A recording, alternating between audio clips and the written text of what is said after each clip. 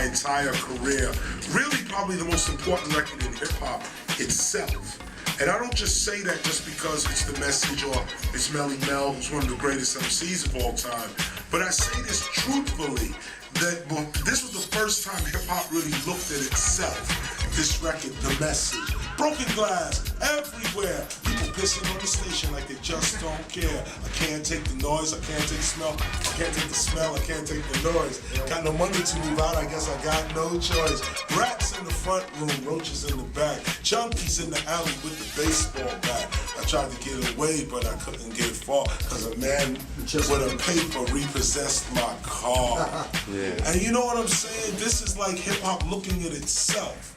And this is why it is one of the most important records. Now for me, this is how my career started on the message. It was on people like Melle Mel. See, we knew Melle Mel when he was a B-boy. He had a little reputation around for being a B-boy. First, he used to break, Melle Mel. And it was really Cowboy who was Grandmaster Flash's DJ.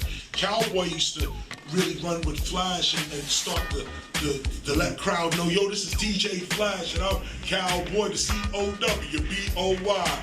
Melle Mel would come later, but when Melle Mel came, he brought that consciousness to hip hop. He's probably the first conscious MC because not only is the message, I would say the first conscious rap record in hip hop's history, but then he came with White Lines too. The same guy, Melle Mel, came with New York, Big City of Dreams.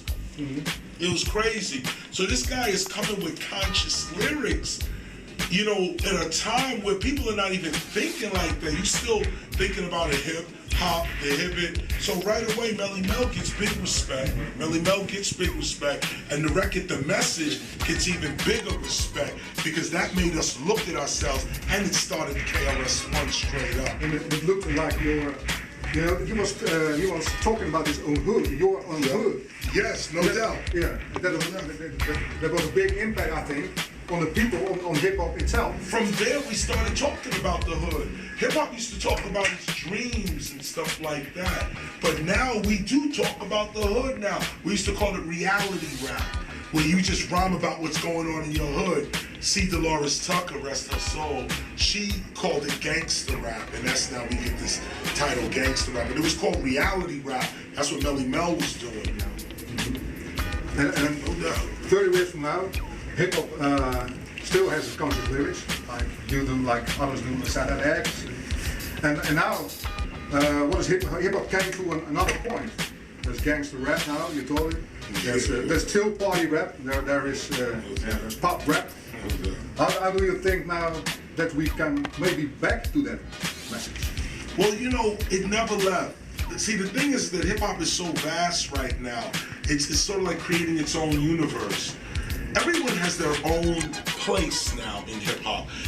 Back in the days when Melle Mel did the message, there was only about 5 rappers, or 5 MCs in the whole world. And they probably all was Grandmaster Flash and Furious 5. But it was like, you know, Melle Mel, you have Treacherous 3, Kool Moe Dee, Chief Rock, Busy B, you got the Cold Crush.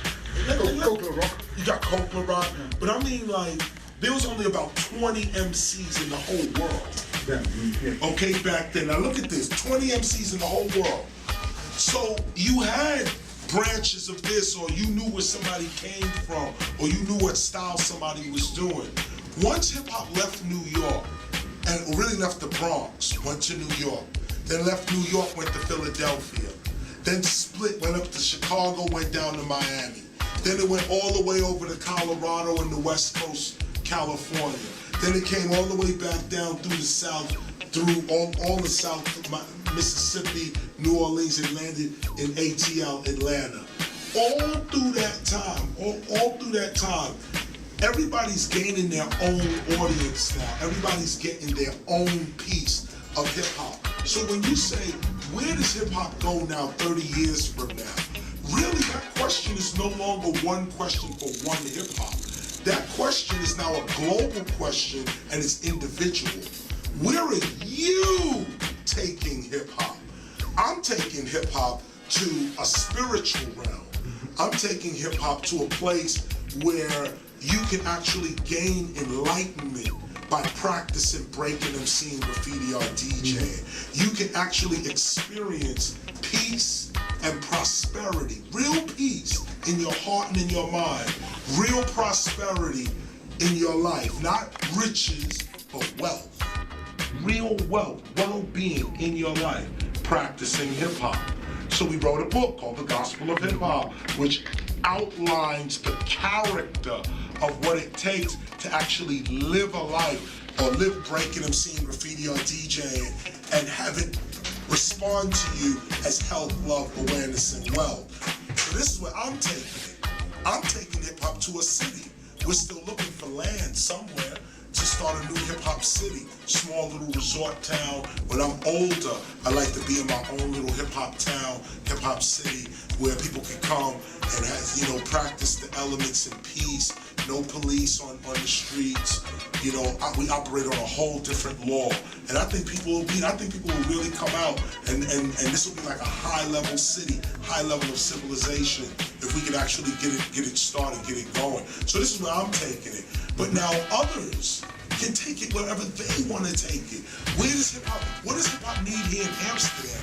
What's going on here that hip-hop needs to become and morph into some kind of way? So 30 years from now, I would like to see where hip-hop is, and I'd like to see it where I see it.